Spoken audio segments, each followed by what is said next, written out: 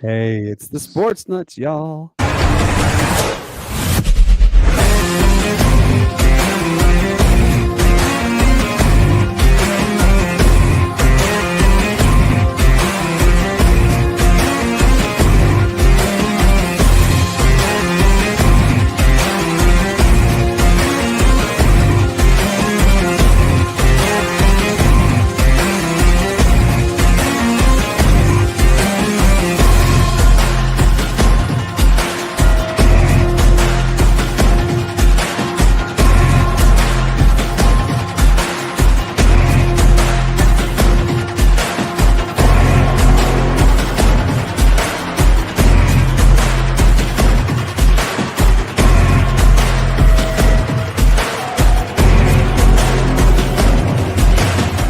You are now listening to the Sportz Nutz. What is going on, our beautiful people? Welcome to the Sports Nuts. Y'all, this is episode number 82. Whew, we're just flying by, and we cannot thank you guys enough. Guys, we have a fun episode lined up tonight. Yes, we have the offensive line coach of your UFL's DC Defenders. Cannot wait to have him on and talk some UFL football. Look, it's literally knocking on the door. I mean, it's right around the corner. Guys, there is no introduction really needed. As you know, I am Brandon. I am the host of the Sports Sense. But look at this gentleman right here, ladies and gentlemen, Mr. Hank Russell. How we doing, brother? Oh, man, we're doing good. For those of y'all who watched the show before, I'm usually in the studio. But right now, you're getting behind-the-scenes looks at me building my studio because I'm doing it by myself, and every minute counts. So right now, for the next 15 minutes or so, I'm going to keep building this studio, and then hopefully I'll be back with you folks here in a little bit. So, but it's so good. It's so good to see you all out there. If those in Texas are listening, hey, how? And then, ladies and gentlemen, the man sitting right to my, I guess you want to call it the right-hand side, Mr. Matt. How you doing, Matt? Hey, how's it going, fellas? I hope everything is all going well in your worlds today. It is. We are doing really good, man. Oh, it's finally Friday, y'all. We made it to Friday. It's just like about darn time it's gotten here. Guys, we have a really fun episode lined up for our number 80. Matt, can you believe, by the way, we're at episode 82? Like, where is time gone, you know? Episode 82, man. I got my cane and my wheelchair oiled up and ready to roll. Oh, Lord. Here we go. Hey, quick shout out to all those who are watching. Thank you guys for tuning in. We really do appreciate it. We are live on Facebook, Twitter, Instagram, Twitch, our website, nuttysportstalk.com, and we're also on Twitter. I think I said Twitter. Yeah. So we're on all the platforms. Check us out. Subscribe to our YouTube channel at the Sports Nuts 176. We look forward to all the people who have joined. Look, we're at like 165 or 168. One of the two. My computer doesn't really want to tell me how many. We have really gained on some subscribers. Cannot wait for it. I'm excited about it. Hey, go ahead, Hank. I was going to say, we love you all and support you all. That's right. We really appreciate everybody who is subscribed, who will subscribe after tonight. It's going to be a really fun episode. Guys, we do not have our good friend with us, Shane. He is actually celebrating. Guys, he got a job officially in Asheville, North Carolina. Shout out to him and shout out to the great city of Asheville. They're getting a real champion. So he is actually celebrating tonight with family for him getting a job in North Carolina. So that's why it's not him with us tonight. But we will have our good friend Dustin from Tired Sports Network. He is going to join us in a little while to help kind of, facilitate the conversation more.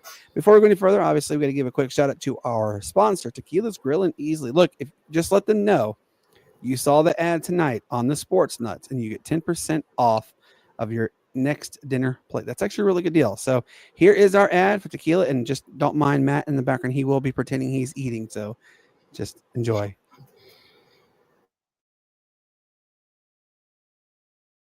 Monday through Friday, 5 to 7 p.m. Buy one, get one 50% off drinks. Tequila's Grill Mexican restaurant has homemade salsa bars. They have the most authentic, most delicious, and most affordable Mexican cuisine in town.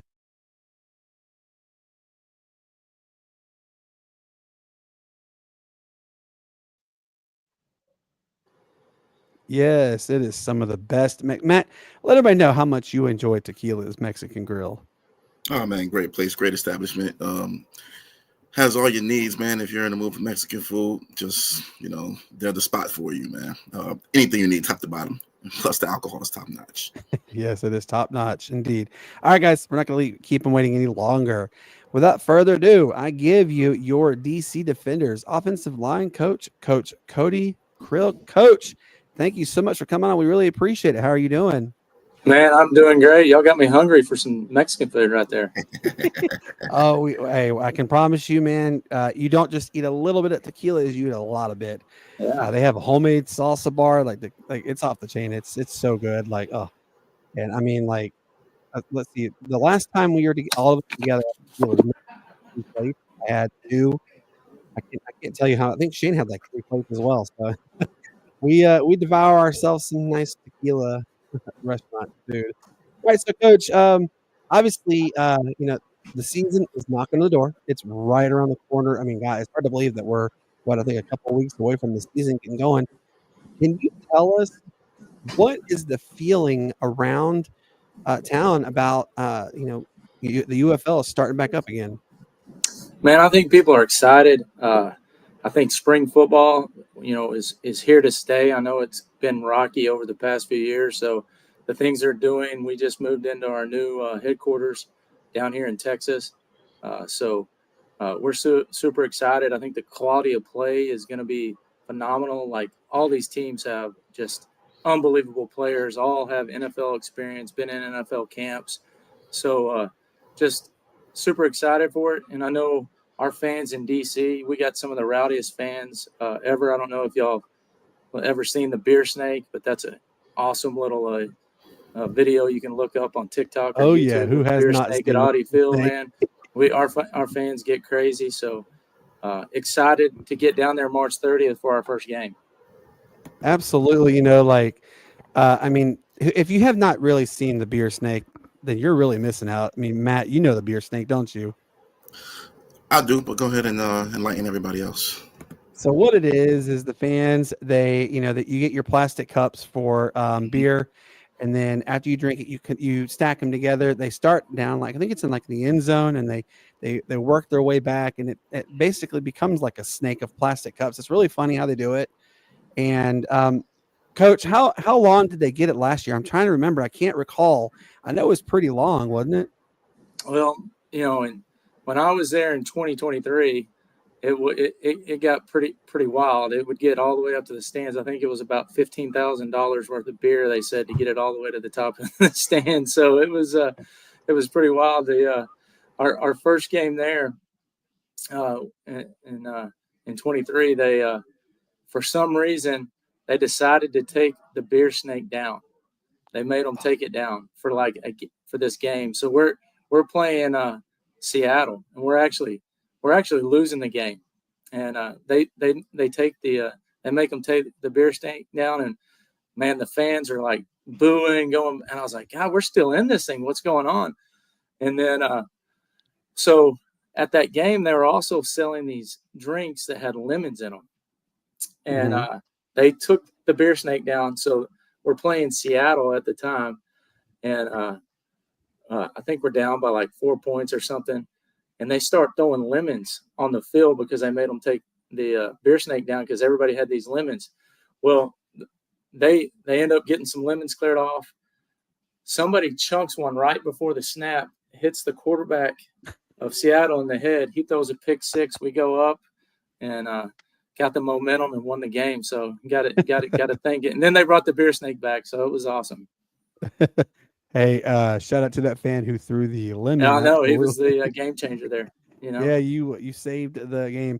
All right, so obviously, a lot of news has come out in the last 24 hours with the UFL. I know that the quarterback camp had been I believe it was postponed because it was kind of like a labor dispute. Do you have any insight as to, if they're going to have another version of the quarterback camp, or is it just to be honest, that's out of my realm. I have no clue on that. I don't know what the reason was. I don't know I don't have any insight on it. All I know is they had a bunch of free food up here for them, and us coaches got the free food because they already had ordered it, so I was all about it. So it worked out good for me. Absolutely, you can't go wrong getting some free grub. No, it's awesome. I mean, I'm not going to turn that down. I don't know about you, but yeah, obviously, I've talked about this with a bunch of people, and I'm wholeheartedly agreeing, and I want to see here if you think you agree with it as well. A lot of people are trying to compare the UFL and to Big Brother being the NFL. The NFL makes, oodles and billions of dollars a week kind of thing. Why can't the UFL do it? And I've always said from day one, I said, it's a process. It takes time. You have to let it grow. It's going to get there. Obviously, it's not an overnight process, but now I've seen that they did increase the salary cap, which is a huge step in that direction. And then came the word that there's 2 possible cities that will get expansion towns. One of them being Raleigh, North Carolina. I've seen another one being Cincinnati. Can you give some insight as to the possibility of the 2 cities? Have you heard any other cities besides Raleigh and Cincinnati being the favorites? I have not heard of actually any cities, but I know they keep talking about expanding, and that's coming up in the future. And I think it is going to expand. I have no clue. I couldn't give you insight on where they're going, but I do think whoever gets those teams will get a good brand of football and have some more excitement and more things to do in the spring. Because it's a little rough right now when you don't have football on TV. For all of us football lovers. Absolutely, and it's kind of in technical, goodness, talk much, Brandon. Technical terms, it is called the dead zone because you're in between like really fanatic point of sports with basketball, because college basketball is about to ramp into March Madness, and then obviously the NFL is taking its hiatus until August. You don't really have baseball going; you only have spring training, so it's kind of like it's a dead zone. So you kind of stretch to find that opportunity for in sports enjoyment. And I had one person who said that they don't particularly care for football year round, and I said, well, I can watch football all the time.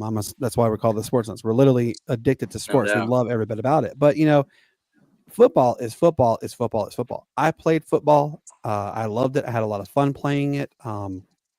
And getting to see football, go home, turn the TV on, and there's football, spring football, not collegiate football, but professional football.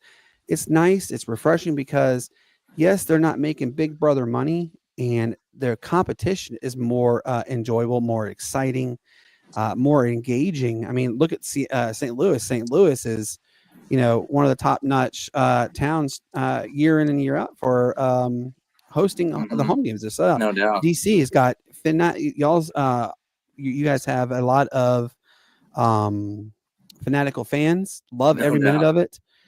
And I mean, like, you guys I know you guys are getting higher up in the I guess you could say that with the fan base, but on a scale of 1 to 10, 10 being like top, not like A plus fit, like all the way, I'm going to actually go off a limb. I'm going to give your fan base, I'd say probably a 9.5, because they are diehard. I love it. I want that kind of energy for everybody. And, and what do you think is one way that you guys can help enhance the fan experience? Yeah. And I think they're doing a lot of good stuff. And I think the biggest thing to me, and this is, I have no validity behind this. I think people just got to trust that this is going to be around. And if I buy into this, it's something that's not going to go away. I get I buy into a team, and then all of a sudden it's go away. And what's cool is that this stuff's here to stay. They've invested. They're starting to get returns, and it's going to be fun to watch. As this thing grows. I really do believe this thing is going to blow up and be big part of people's lives. And what people don't really understand is like how talented these kids and these men are that play for us. These are all players that have been in the NFL. My room today, we just had everybody go around and introduce themselves and where they played. Every one of them been on an NFL team, and every one of them has a different story. Hey, I got hurt, it didn't work out for me. People don't realize, the NFL stands for not for long. You pull a hamstring, you're gone, you're on the street, and then there's just not there in the past, there hasn't been an avenue for these guys to go back and get film and get going. And then we get these guys on our team that they've been stuck on practice squads for 2 years and haven't had an opportunity besides, a couple preseason games to get in there and play.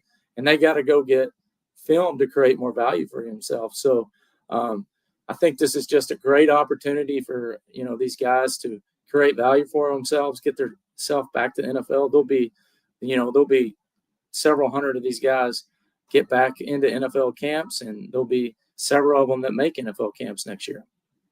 Absolutely. We have a comment from you from a good friend of ours, Trey Davis. He said, I'm looking forward to the point where UFL gets more coverage on sports radio. I've enjoyed every season of the XFL/UFL, and I'm right there with you. I actually have a lot of fun turning it on, and I've had people, like I said, they say, it's spring football. It's just there. No, it's not just there. There's something different that it's hard to put your nose to. Like, this is something that is very serious. It's fun to watch and it's engaging. And, I see you guys as fans, the beer snake, like we were referenced back to, and the beer snake is like that is a signature for you guys. You go to a DC Defenders game, and what is everybody gonna look for? They're gonna look for that beer snake right away. Like, oh, gotta see where it's gonna be at this time. I love it. And now my next question I want to ask is what is it like getting the chance to at least conversate with The Rock? I mean, obviously, he's a very big influence in all of the sports world. I am a big University of Hawaii guy. We have a lot of family friends who are out in Hawaii. And my daughters love Moana, and he is obviously Maui in Moana. But what is it like getting the chance to I guess conversate with him? He's a great man. Probably more humble than what you would imagine, and he really cares about this league and cares about these players, and is excited to not only give us opportunities as coaches, but also give these players opportunities to get a chance to get back to the NFL and make a name for themselves. And I think he's a pretty successful guy. Most everything that he touches turns into gold, and I see the same thing happening with the UFL. Go ahead, Matt. Yeah. So, Cody, once again, man, thanks for coming on the show with us here. Can you, for those who don't know, can you give us kind of a brief little background on yourself, how you came into coaching, and how you took off and where you started from, and where you're at right now? So I can. I played college football at a small D2 school called Angelo State in Texas. Played there and always wanted to be a coach. So as soon as I got done playing, I just started right into coaching for them, and then kind of started working my way through the ranks, of coaching, and had a chance, probably, I don't even know if you know this, got a chance, I was Cam Ward's offensive coordinator at the University of Incarnate Word a few years ago, and he's about to be a first-round draft pick. So excited for that young man to see what is about to happen for him and like his whole story. So, coaching has just been so, blessed me in so many ways, and to see stories like Cam and then other guys that we coached. And, but then I kind of cut my teeth in the junior college level, became a head coach at the junior college level. And then the head coach at North Texas right now, he was the head coach at the Incarnate Word Division I FCS school in Texas. He hired me to be the OC.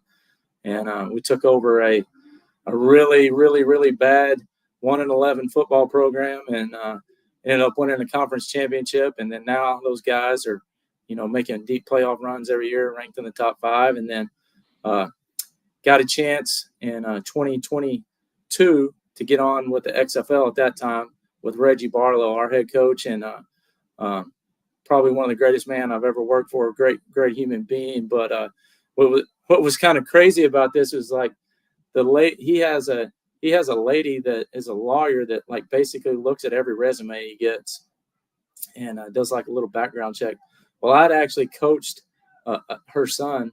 She was from Alabama, and he had ended up coming and played for me at Navarro, and she remembered me, and that's basically how I got the job, because she's like, he's a good guy, he's a good coach, you know, and so he's done great things, and then I got a chance to go to Marshall University last year. I was there with the Thundering Herd, Go Herd, you know, Herd Brothers, you know, all those guys. We won a conference championship this last year, and then Coach Barlow called me up and asked me if I wanted to come back, and was excited to get back and come back here and coach the offensive line.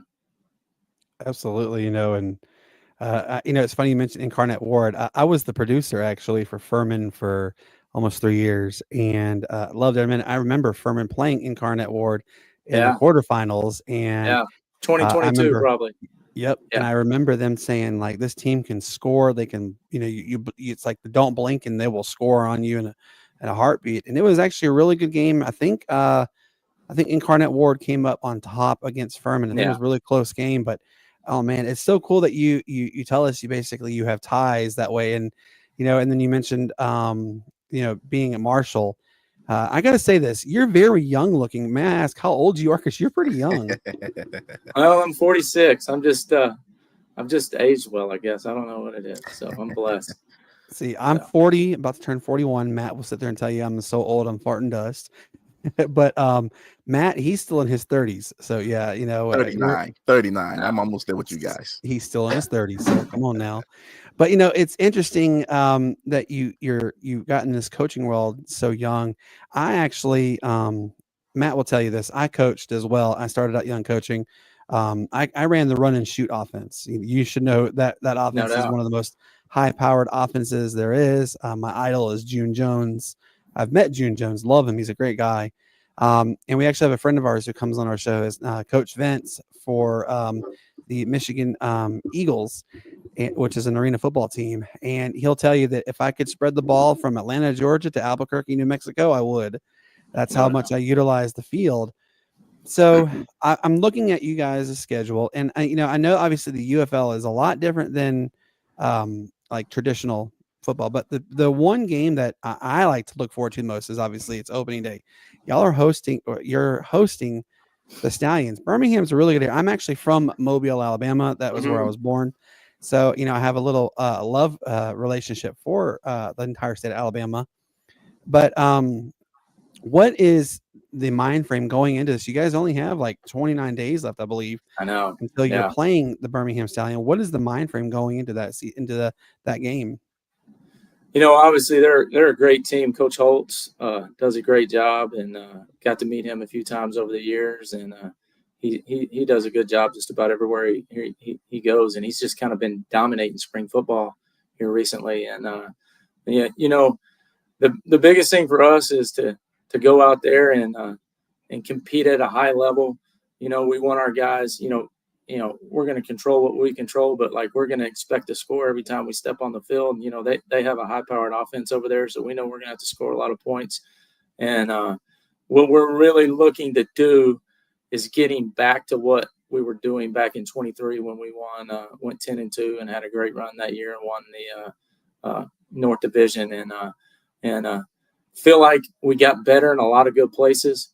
You know, got better. They got better. You know, our GM did a great job, and we got a lot better on the offensive line. We got our starting running back from 23 that got hurt in 24 and fought in the camp. Abram Smith, who was the leading rusher of the XFL, he's going to be a big plus for us. And then the biggest thing is just, you know, to me, to win any game, you gotta control what you can control and do things. You know, the biggest thing is don't do things to lose the game. You know, that's the biggest thing. Don't turn the ball over. Don't get penalties. You know, execute at a high level and play physical and fast football. You I look back at the old style how the XFL was. You put the football in the middle of the field and you just ran and hope the heck somebody could knock each other's head off to get that ball. Right. And we have, one of our guys, his name is Shane. Like I told you, he's not here tonight, but he had a really good question that he wanted me to ask. So the question that he has is, with the rules, the rule changes coming into the NFL and from other leagues now, what rule or organizational changes are going to go on in the UFL that you know of? Like rule changes? Yes, because you know how like the NFL like adapted you guys as kickoffs. The kickoff, yeah. What rules that are the NFL going to take, or are you? No, what rules are changed what new rules are taking effect for this year for the UFL? Well, we'll be back. We'll have the normal kickoff just like the NFL did, like the XFL did. I think last year the UFL went away from it, but they're moving that kickoff back, putting those guys 5 yards apart on the 35-yard line and those rules. I think so that kickoff is exactly like the NFL was. The XFL was actually testing that kickoff out for the NFL because, they were trying to eliminate all that long distance running and all that contact to get rid of concussions. And it went really, really well. So that has changed a little bit. We're still going to, not kick extra points. So you're going to you have to run a play. And the other thing that's kind of different is, you're not going to, there's no onside, when you onside it, you get it. It's 4th and 15 and you got to go for it, And then the biggest thing that they do that I think that, the UFL does is just like the coverage and like how they, they can change a bad call. We have people, Dan Bongino and our refs like, hey, that was a really bad, pass interference call, how they can like just go in the game and change it. Maybe that's a bad call was called and they can pull that flag up and fix that because they're seeing it live and they're analyzing every play. And, so you're not ever putting a game, there's never going to be a deal like with the Chiefs. Oh, the refs are rigging the game. The game isn't going to ever get rigged. There's somebody up there that can totally tell you, look at it slow-mo real fast. Nope, we got to change that call. Or, hey, yeah, that was a call. We need to call that. You know what I mean? So I think it's pretty unique what they do. I think the other big thing is, I think it's just how you watch it on TV and how, you're getting the in-game interviews with players. The coverage on TV and everything that they do is awesome too. I think that's first class. And I think you're going to see a lot of that carry over into college. And you've kind of started to see it too in some of the games, more of the sideline stuff, reporting, more of that going on. And so they do a great job with that. And but that's the big things. And then I guess the next big thing is we're going to be on Fox. We're going to be on ABC. We're going to be on ESPN. And, so there's going to be a chance for a lot of people to catch those games. So that's what I like to hear. You have to excuse, I have so we're fostering a little kitty right here. You kind of, I don't know if you can see her. She's no doubt. She's in my arms, and so she's been playing with my microphone cable. That's why you see my mic move a lot, is because she's playing with it. So I'm excited. I'm excited to see what's going to take place with the UFL. I agree with you 100%. I think the UFL is here to stay, and it will no doubt ultimately make Big Brother get a little nervous. Like, let's look over that shoulder just a little bit and see the UFL is coming. Obviously, it's going to take time to become a multi-billion-dollar, almost $1 trillion a year industry, because that's the direction that NFL is heading. But I don't know if you knew this. Also, we are the official podcast of a arena football team, the South Carolina Ravens. They're based out of Florence, South Carolina. So we're really excited about that. Now, and you and I have a mutual friend, actually. He is one of the coaches for, actually, two of them are coaches for the Alabama Beavers, Mr. Shane Anderson and Darren Burnett. Yeah. So I'm actually really good friends with them. And, this is where I'm excited about seeing is we're seeing smaller leagues get their opportunity. Obviously, we're seeing with the AFL, obviously we don't know what's really going to go on with the full Arena Football League. It's been up in the air. Hopefully Jeff Fisher the former Rams coach can make a difference as as the chairman of the league. So hopefully that comes into existence. And then also we got to hope for, with the IFA, the International Football Alliance, is going to be good. And so, now we have established ground rules that the UFL will be here. It's a good feeling. And, what is the level of excitement in the entire organization that, we're here to stay. We've now established the ground running that we are. Not only is it they're just the Washington Commanders down the road, but we are Washington D.C.'s other solid team. What does that feel like? Like, I mean, it has to be. I can only imagine it's like, like a kid at a candy store or a kid opening Christmas presents on a Christmas morning. It's got to be a good feeling, right? No, it's awesome. And like, who doesn't want to go out in the spring on a April day and catch a football game when it's 80 degrees outside, 75 degrees outside, and get to go catch a game and enjoy it and watch a beer snake go up and watch rowdy fans get after it and just have a lot of fun. What's cool is, Audi Field is actually a soccer field. So that's where the professional soccer team there in DC plays. And you actually get kind of like a crazy soccer stadium game feel in there. Yeah, it's like, so I mean, people are chanting, saying stuff. I mean, it's a great time. It's if you've never been, it's a really, really cool experience, and it's a great size for us, holds 25,000 people. So and it has so it's still, and they kind of have that overhangs on it like you do in those soccer stadiums. So it's loud and people you get a good feel, so it feels like a big stadium still, but like people get wild, man. It's a good time, and they are excited up there too about us, and they're excited about this team, and we had a good little run there. I think last year was the first time we've ever lost at Audi Field, so we're trying to get that streak going again, up there, and it's a tough place to play just because of the environment you're in up there. So. Absolutely. Hey, Cody, this is my good friend Dustin with Tired Sports. He is joining us to What's up, Dustin? Time. Hey, how are you? Good, man. So what we were talking about, Dustin, obviously is now that, the UFL has established that they are here to stay. And, what has been the feeling around the franchise? And he was describing how it is. And, it's funny you said that, Cody, that it's like a professional soccer environment. So Matt lives in close to Norcross, Georgia. I was from Roswell, Georgia. Shout out to Roswell High School Go Hornets and all that other fun stuff. But I will tell you this, Matt and I have been trying our hardest to go to a United game. And we have a good friend. He comes on our show. His name is Abe Gordon with 92.9 The Game in Atlanta. He said it's an environment unlike any other. So I'm sitting here trying to imagine if I were to put, like 70,000 people, obviously the stadium is not that big, but it put 70,000 people and they're being the rowdiest of the rowdy, like they are for soccer at you guys' game.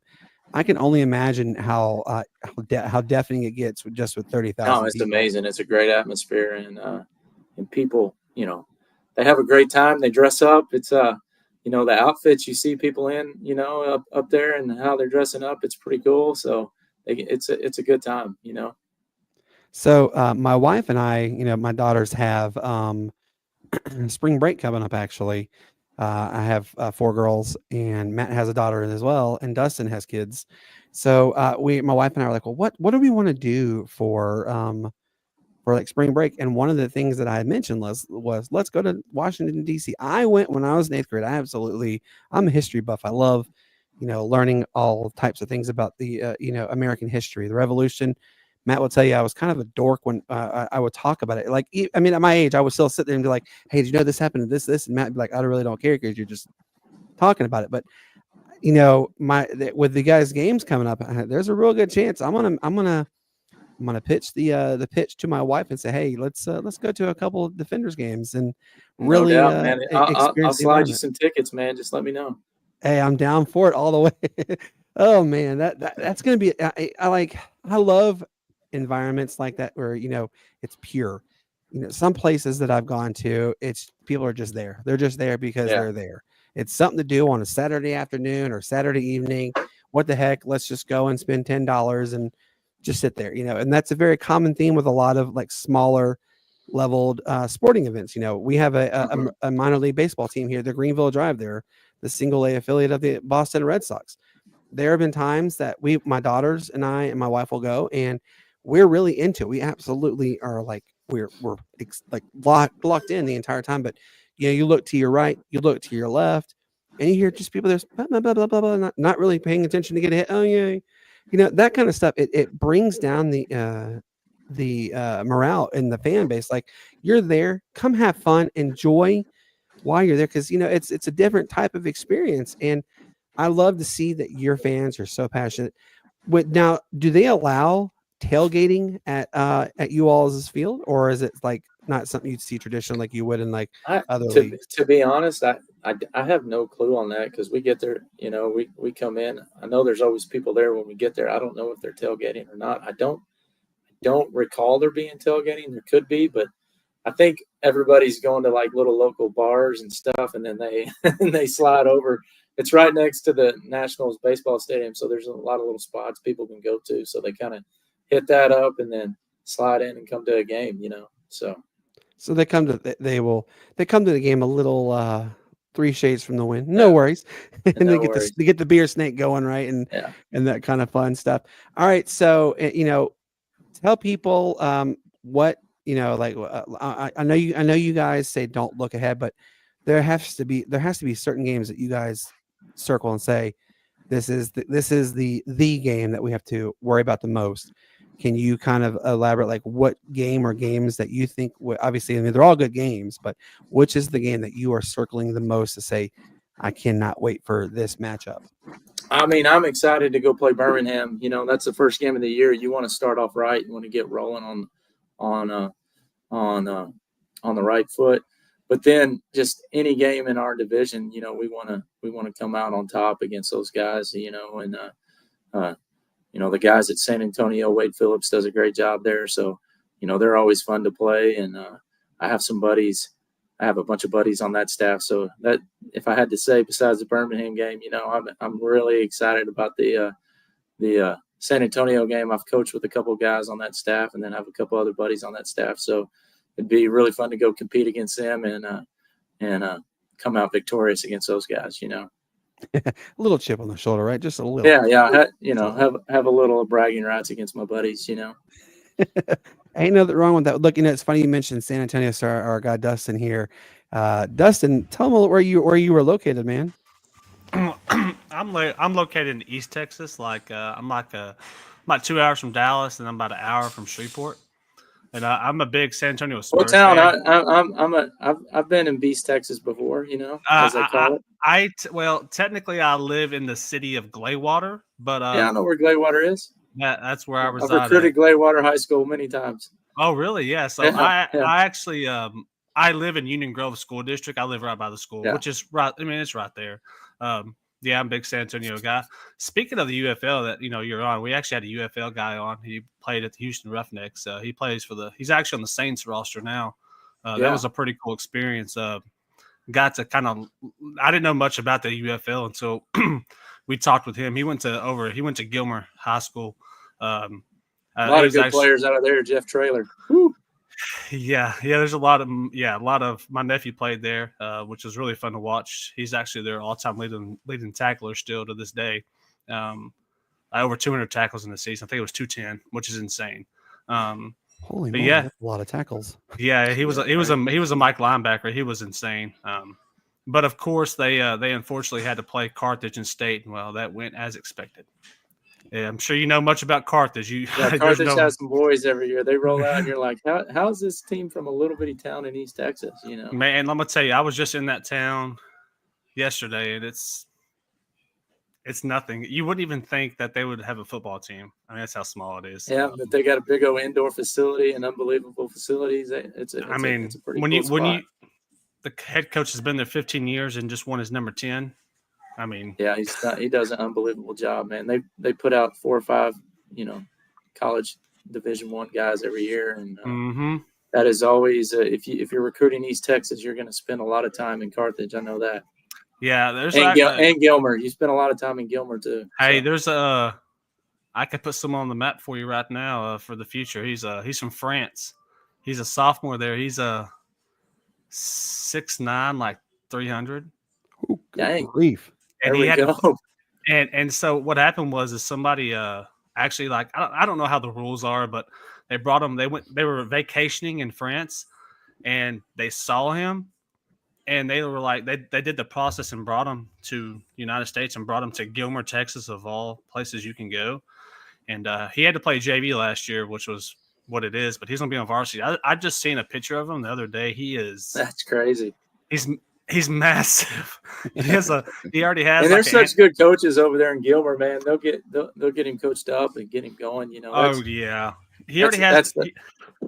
What's funny? He already has offers, and he hadn't even played a snap yet on the varsity. It's just because of his frame. I mean, you can't coach size. I'll promise you that much, man. But they say he already has great footwork and all this stuff. Yeah. Like, never played football a day in his life, and I'm excited. I keep up with Gilmer still. I watch a lot of high school sports still, especially football. I keep up with everybody in East Texas, so. If you're gonna miss on an offensive lineman, you want to make sure you miss. I miss big. That's what I'm trying to get the biggest guys I can possibly have. You know, I'm not gonna miss on a small guy. I'm gonna miss on a big guy. You know. Mm-hmm. Yeah, for sure. Exactly. You know, and so I didn't know this, Cody, but Dustin played the offensive line. Well, Dustin, that was your favorite, was his offensive line, correct? I mean, I played center, but I absolutely hated it, to be honest with you. So I don't know. I don't know what it was. As a freshman, I started off at tackle. Then I moved to guard my sophomore year, and then at the end of my sophomore year, they moved me to center, and I never left. And I really wanted to play tight end. Like, I had the frame of a lineman, but I had speed of a tight end, and they just would never let me play tight end. Every offensive lineman wants to be a tight end or a defensive end. Well, I was every one of them. Well, I was a defensive end too. I played strong side defensive end, so I was happy I was playing there. You know, I got to play defensive end, which I was good with it. But I didn't get to play the tight end. I unfortunately had to play center. And I don't know what it was about center. I guess it's because when I got thrown into it my sophomore year, I had to go against some monsters on the defensive line at a couple schools that we played. And it just ruined me because of I just feel like I didn't have a good experience starting out. I think that's what ruined it. But I bounced around all over the offensive line. I could play all 5 positions. Do you remember the big kid from East? Who's the offensive? He's the offensive lineman for the Eagles. He's from East Texas. He went to Kilgore Junior College first, and he played quarterback and tight end in high school, and then goes to Kilgore Junior College, and they turned him into offensive lineman. And he's like whoever the Eagles' best offensive tackle is. I can't think of his name off the top of my head. Do you know who that is, Matt? Would that be Lane Johnson? Lane Johnson, man. Yes, yep. He and that dude's if you can ever convince these kids that are super athletic to, that have the big frame, hey, do not be a D lineman. Don't be a freaking tight end. Play offensive line. You'll make a lot of money, and that guy's made a ton. And I mean, same like Trent Williams. He's from Longview.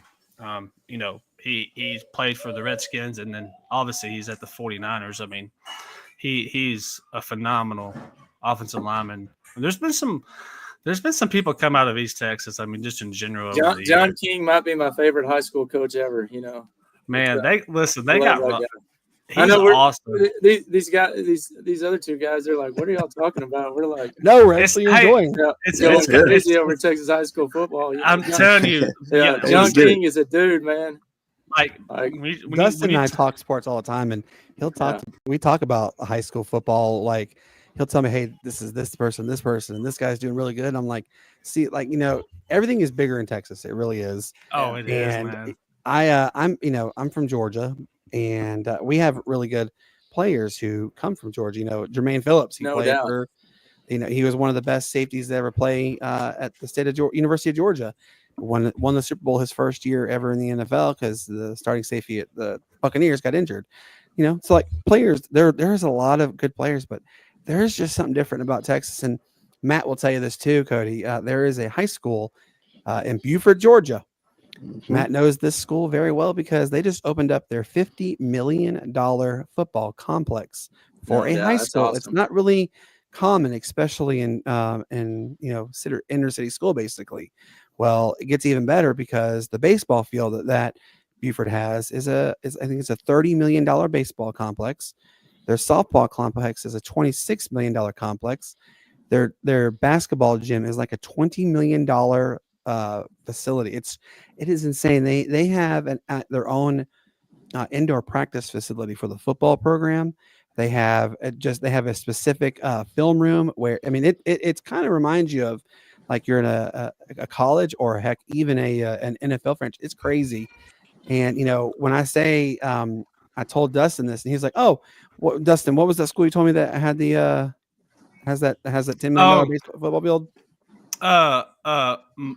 If you're Melissa? familiar, yeah, he knows. Yeah. He knows. Yeah. He knows. Allen, North McKinney, they're all of them. It's unreal. Yeah, Melissa just had I think this was their second year, and their facility. And if my boss at work, his kids go there, so he's familiar with that facility. He's the one that first told me about it.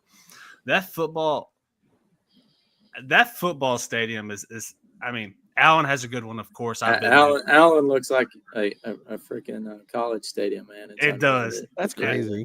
Melissa does. But I will say that Georgia football is amazing football. They have great coaches there, and they there's obviously a ton of talent that comes out of that state. And people don't realize that there really is some serious homegrown talent in Georgia. And going back to again referencing Beaufort, their football coach is my old high school, their coach from Roswell High School.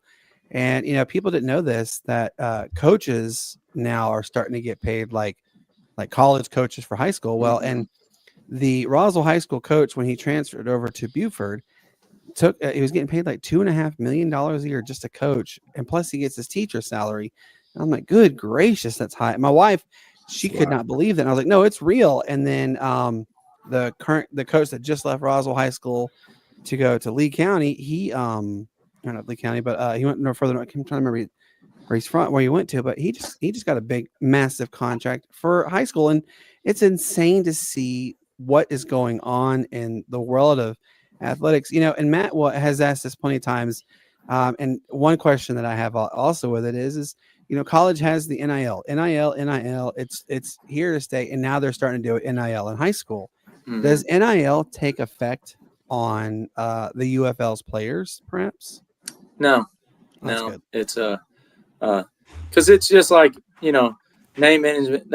Our guys can obviously sell their name, image, and likenesses. It's what's going on with in college sports with it's really not name, image, and likeness. We all know that. It's we know it's been going. It's been doing this before. Yeah, and but it's great for those kids, man. I do think like a guy like Cam Ward.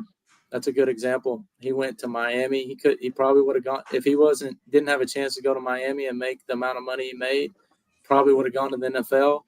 He went to Miami, made that money, and now he's going to be a first-round draft pick. And I don't know if he would have been a first-round draft pick last year. Probably wouldn't have been. So,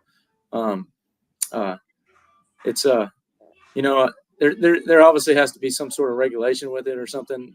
There's got to be something that we got to do to make it, a little bit more healthier than what it is. But oh yes, it gets ridiculous to see the amount of money that some of these kids get thrown to, and then they have that level of expectation. It's you will give me this or else kind of thing, and you see that a lot now in collegiate athletics, and it drives the term that drives me insane the most. Loyalty. You don't see loyalty in sports much anymore, and when a question I have that also to piggyback on that with you guys is how does the contract situation work for the UFL players? Is it you're the entire year, or is it a week by week kind of thing? Because like the football league, it's week by week. No, it's for the entire season. And those guys, I'm not going to give you like details on exact numbers, but it's a good living. And what to me, if I had to explain it, it gives them a chance. If let's say I pull my hamstring and I was a 6th-round draft pick, and I get cut, like how do you train? How do you afford to train? How do you afford to do all these things and you're going to have to go get a real job now, so it gives an opportunity. And people don't realize there's, 1,200 people every year get cut from the NFL. Good players. That's a real number. Oof. Yeah, it's insane. These rosters aren't huge. So like there's good players that get cut, and like sometimes it's just a bad fit. Sometimes it's an injury. So, I mean, there's just things like that happen. And like, this is an opportunity for these guys. They can make a decent living where they, can, when they're done with this, they can continue training and get ready for the next season and have a chance to get more film and get reevaluated and find, because making the NFL a lot of times is just getting lucky, Yep. It's so true. There's a few percentage of guys that, are just these elite, the 5%ers or the 1%ers that are these just elite athletes. And then sometimes it's just luck and the right fit and like every timing, you don't get injured and things like that get you stuck on these teams, and or get you cut from a team, So I think it's a great model what they have in the UFL, and they take care of these guys well. When they're here, they're feeding them, they're paying them a good money. You know what I mean? And I'm not saying they're going to get rich here, but it's good money. It's not weekly and everything like that. Now, just like anything, you can get cut too, so you can be on the team and then you can get cut just like that too. So it's a good opportunity for a lot of these guys. And, like just in my room, I had, Takeem Doss, he was just with the Ravens, was on their practice squad, was up and down and Mason Brooks, Gunnar Britton, both guys that with the Redskins and not the Redskins, the Commanders and the Colts. And no, it's okay. You can call them the Redskins. We call them the Redskins. And so there's tons of guys like this that just, you get somewhere and maybe you just get behind some people that are better than you, but you might be good enough to play on another team, but there's not film for people to watch on you. So they go with somebody else and they just need another opportunity. And, and like, here's a great example. Our tight end last year, Briley Moore, he goes and works out with 2 NFL teams. And on his they had him do like a 5-10-5 shuttle. On his last one, he kind of hurts his foot. Well, the next day, 2 teams call him and they're like, "Hey, we want to sign you." And he's like, "Oh, well, I just hurt my foot." Well, they can't sign him, and he just made it. He was about to make it, but he hurt it. And things happen like that in practice and in games and things like that. And it's professional sports is a tough sport, and that's why you see, the guys that are amazing in professional sports is when you see like people that have been doing it in their 30s and almost up to their 40s, and you're like, how did you do this and not get injured, badly and made it? That those are unbelievable people, and unbelievable, they're just lucky, or they have some genetics that are just unreal where they don't get hurt, Exactly. Well, Coach, obviously we've had a great time having you on. You and I are going to still talk because I'm definitely going to probably hit you up. Say, hey, we're coming up to a game because, hey, got to make the girls happy. And my daughter, my oldest, Addison, she is my sports girl. I actually was her coach for basketball. My wife is her coach this year again for softball. So we're sports. And DC is just a great town to visit too, man. There's so much so cool, so many cool museums, so many cool things to see. There's so much free stuff that you can go to there, and go see. It's a really neat place to be and hang out for a few days. Absolutely. Well, Coach, we definitely appreciate you coming on. You and I are going to continue talking later on, but I want you to go enjoy your Friday night. Obviously, it's 8:30 at night. Almost 8:30. It's Friday night. Go have fun. Matt has this saying, Matt, why don't you tell him what your saying is so that he can, not to do it. Pretty much, man. Everybody enjoy the weekend and don't get flagged. Don't get flagged in a game of life, man. If you're going to go out, have fun, you're going to drink, call an Uber, have a designated driver, just don't get flagged in a game of life. That's it. That's the best advice. We got meetings at 7 a.m. in the morning, so I think I'll probably be in bed tonight. So Definitely be at home. He'll definitely be at home. Well, Coach, you take care of yourself. Go Defenders, and hey, have a great season. I will talk to you soon. Sound good? Appreciate you guys. Take All care, right, Coach. Hey, Dustin, man, how are you doing, buddy? Good. How are y'all? Good, man. Thank you for coming on. Look, obviously, I know you're a parent life. We can hear your young ones in the background there. Our good friend Hank was with us. He's actually putting his studio together, so he had to bow out to put the studio together. He really has a big studio that he's putting together, so we're pretty excited about that. And Shane, I don't know if you heard in start of the episode, Shane got a new job in Asheville, North Carolina. So they're out celebrating. He's just slightly inebriated, so we're not going to, we're not going to disrupt his enjoyment. You want to go ahead and give a social security number out too, Brandon? Yeah, it's 1, 2, 3, 4, 5, 6, 7, 8, 9. You want to go ahead and do that too? So it's pretty. But hey, we're excited that he's over there enjoying time with his family. Much deserved. Congratulations to them. All right, so let's dive into the wonderful world of sports. Look, guys, we had a crazy last 24 hours. Matt, Joel Embiid is done for the entire rest of the year. He has an interesting knee injury, but then I don't know. I sent you the story about this, and Dustin, correct me if you've heard this. Joel Embiid is linked to the Atlanta Hawks for next year as a possible trade partner. And I'm thinking, if only that were a real possibility. That's just more, I think, honestly, I feel like it's more clickbait than anything. But if it comes to fruition, if it came to light, right, let's for hops and giggles, let's say it comes to existence. I'm gonna start with you, Matt. Joel Embiid is partnered up with a player like Trae Young. Does having Joel Embiid with Trae Young, having finally a dominant big, you can put Kongwu over at the number 4 position, does that finally get the Hawks over that hurdle and make them, heck, even like a 4 or 5 seed in the postseason? No. I didn't say anything else. I said 4 or 5. First of all, they will have to give up a Kongwu and Jalen Johnson to make salaries match. People forget salaries have to match when you do trades.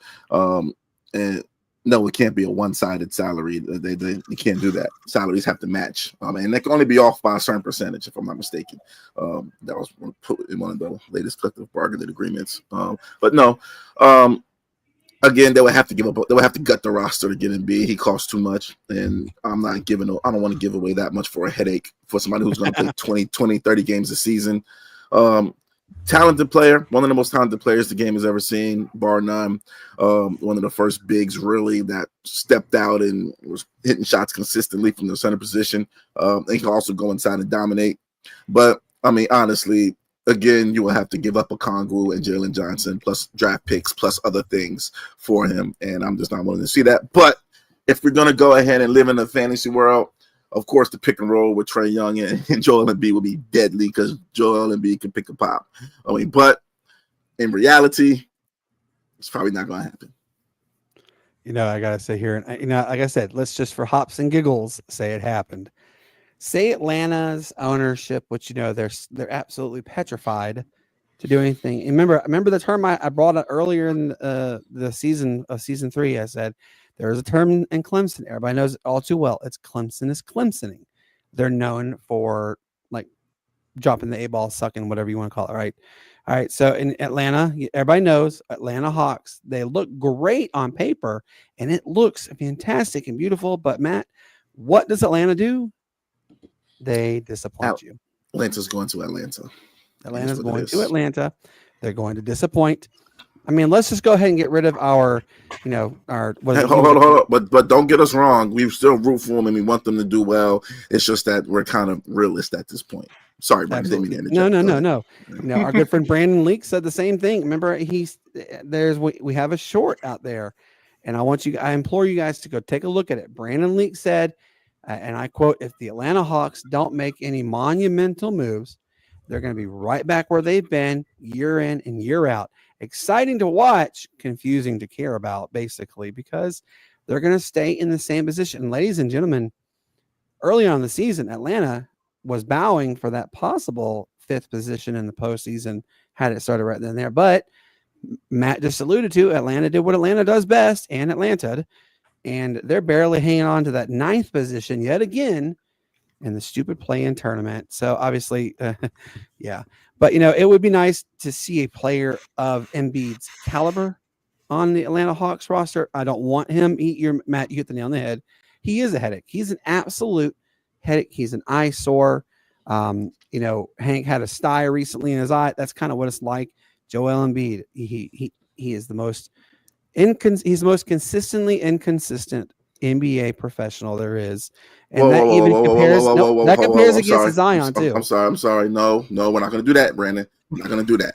Every time Embiid gets on the floor, he's a force. He's not inconsistent when he plays. When he gets on the court, he's the most inconsistent player.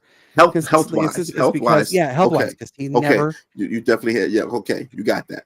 You don't know which Embiid is going to come out there. Is he going to be? I have an ingrown toenail. I'm out for the entire year because I have an ingrown toenail. I mean, it's something with him. It's always that's a little excessive. That's a little excessive. No, because his injuries are real injuries now. He has real injuries. Right. Like I'm pretty sure Embiid is a competitor. He is a competitor. He's not going to get on the. I seen him drop 50 on us, man. I mean, he's not going to get on the court and half-ass it and. He wants to play. He's a competitor. I'm not going. We're not going to cut him short. Granted, because of his injury history. That's all it's been. How many games has he played his entire career, and how long has he been in the league? I know he's missed more games than he should have played. He missed more games. He missed more games than he's played. Over that, which is wild. That's why he's a consistently inconsistent player. And I agree. I agree. Even more than Zion Williamson. And Zion Williamson, the dude, legit has even called out the organization New Orleans. I mean, you can tell he actually both him and New Orleans are done with each other. Zion is balling. Zion has been. I think got down to 260 something now. If I'm not mistaken, he's at 264, and he has been balling. He's had a. Go ahead. You could tell. I was gonna say I want to say something about Joel Embiid. Okay. He's what Greg Oden should have been. Yes. Except the injuries are hitting him, but he's still able to come back from them. Greg Oden never came back from his. That's because Greg Oden had so many injuries with those knees. Yes. Well, And Joel Embiid, with his stature and his weight, there's nothing wrong with it, right? It's just he's big. Every big man in the NBA, all of them have had issues. Look at Dwight Howard. His back's been broke for 20 years, right? Right? Mm-hmm. Like every big man. I mean, let's look at Kawhi Leonard. He's not a big man. He stays hurt. Yep. It's just the luck of the draw. And Joel Embiid is a MVP. You got to give him that, right? He's an MVP. But the problem with Joel Embiid is he could play with anybody he wants to play with or any team. But what keep people from getting him is those injuries. You don't know how many games you're going to get. Yep. It's almost like you want Joel Embiid to take a year off to get healthy and let's see. But he got hurt during that year off, I feel. He took his first year. He took his rookie year off. His first year in the league, he didn't play because he was hurt. Yes, he got hurt at Kansas, if I'm right. He got hurt. It was after that offseason. At Kansas, he started late at Kansas because he went to Kansas with Wiggins. Wiggins were both at Kansas, and he started late because he got hurt. But nobody knew Joel Embiid was going to be a beast like this. Nobody knew this. He was just a tall, lanky, skinny kid. It was Wiggins' show. It was Wiggins' team in Kansas. Yes. Wiggins was the quote unquote the new Canada, MJ Canada or whatever they were calling him. Maple Jordan. He was the new Maple Jordan. That's what they were calling Andrew Wiggins. But man. Embiid it's just bad luck. And one thing I want to say to Dustin, he probably jinxed his own self, man, with saying every big gets hurt. You got a big over there too, man. You got a big over there too, man. That's really big. And I texted you about that too. Remember, I said that just shows that you guys are obviously. I'm very disappointed about that. It wasn't actual. I mean, I'm not gonna say it wasn't an injury. It was a So it is what it is, right? Yeah. He will come back from this though. This isn't a vein thrombosis is easy to come back with. Yeah, he'll be on blood thinners especially for the rest of his with- life, but he'll be okay. Yeah, but it's in the shoulder. Brandon Ingram had the same thing a couple years ago. He came back really healthy, and everyone keeps saying, "Oh, look what happened to Bosch." Bosch is when it's his legs. That's a completely different. A shoulder blood clot and a leg blood clot are completely different. Yep, because They're your not- femoral arteries in your leg, Yeah, exactly. So not in your shoulder. I'm not even upset about that. I mean, it sucks because San Antonio was only going to get a good play-in spot at best this year. Were they going to win a championship? No. Could they have won their play-in game? Probably so. But I'm more upset about I mean, I don't know if y'all caught anything from our show the other night, but we were talking about Pop's done head coaching. This is it. Yeah, I think he's done too. He will came not back be- and said he's not coming on the sideline the rest of the year. He's not going to be head coach next year. But here's me and Derek were talked about this, and we pretty much agreed on this the other night. I already have a head coach in mind, a few of them, but I am almost dead set on one coach coming to coach here, and I think Pop will stay on that staff in some kind of advisory type role to be there to guide the team still. He's just not going to take the stress and the headache of the head coaching position because health-wise, he can't do it no more. Like, I know he wants to. He can't. And we're about to change. The NBA is about to be changed forever, and San Antonio is going to be the one to do it. I'm calling it now on y'all's show, just like I did on ours. Becky Hammond will be the head coach for San Antonio. What? Whoa. You think she's going to leave Vegas? Yes. Wow, ladies and gentlemen, Yes. right now Just that watch. you are watching the Sportz Nutz, time stamped February 28th, 2025, 8:36 p.m. Eastern, 7:36 Central. Our man Dustin from Tired Sports just said Becky is going to leave the Vegas Aces. She's going to leave the ever touted that I've anointed as saying as the face of the WNBA, Asia Wilson, to go coach the Wow. And let me tell you, this is why. What about Dawn Staley? You think Dawn Staley could actually coach in the NBA? Nah, but Becky No. Hammond has history with the Spurs, though. So let me take you back. Becky Hammond was the point guard for the Spurs affiliate, the WNBA team, when they were Las Vegas Aces. Now she was the point guard. Pop did the first ever hired a female staff. She was the assistant head coach. I don't know if anybody knows that. She was the assistant head coach. When Pop wasn't head coach, guess who was the head coach? Becky Hammond. She was the one taking the reins. Whether for whatever reason. Becky Hammond coached the summer league teams. She was the head coach. And they won a multiple summer league championships. I know it's nothing big, but she was very successful. They are very close. They are really close to like they are like brother and sister. They're family. That's why I say Pop stays to kind of mentor her through the head coaching position for about a year or two, and then I think he will maybe go to the front office, or maybe he just fully retires. I'm telling you, because the players will respect her because of it's a culture thing. She has the Spurs culture in her, and it will make a move that you never will see in the NBA. And I'm going to say this too, and you can timestamp this. She will be the first coach ever to win a WNBA championship and an NBA championship. Mark my words. Watch. Ooh, wow. Holy cow. That's a aggressive mark there. Hey, I just told Matt to timestamp that too, so we can reference it back in the year kind of thing. All right. So let's also look at this way too. You know, Pop has been in the league. Dustin, correct me. It's over 30 years he's been in the league, correct? Yeah, he's been at San Antonio. Well, let's see, 22. I think he's been there 20. This was his 27th to 28th year in that organization. And if I'm correct, I don't know if he's coached any other team. He might have. I don't think he has either. I don't think he has. Matt, do you know? I think he was an assistant on the Spurs, and then he may have been there closer to that 30-year mark. But there's a couple other coaches I have in mind too. I follow a bunch of Spurs social media. Everybody is wanting Sean Elliott. He's not doing it. He's already said he's already been offered by them to be a head coach. He doesn't want to coach. He's going to stay commentary for them. He's going to keep calling their games. That's where he's going to stay. I keep hearing Avery Johnson. I don't want Avery Johnson. I have nothing against Avery Johnson. He just wasn't, to me, he wasn't successful in the NFL or in the NBA. He did pretty good at Alabama. And then I thought he did pretty good he did okay at Dallas. And the one that really intrigues me the most, and I think this person would deserve a San Antonio job. I think he's been snubbed a lot. And this is probably the one I like the most out of the coaching realm is I would like a Mark Jackson. Okay. He people, you got to realize, guys, he started that Warriors team and Steve Kerr took it over. I'm not saying he wouldn't have, I'm not saying he would have won those championships, but I'm saying he kind of built that team in a sense, and then they kind of let him go. And then here comes Steve Kerr. I mean, again, who knows? Does Steve Kerr even come to San Antonio? He has ties there.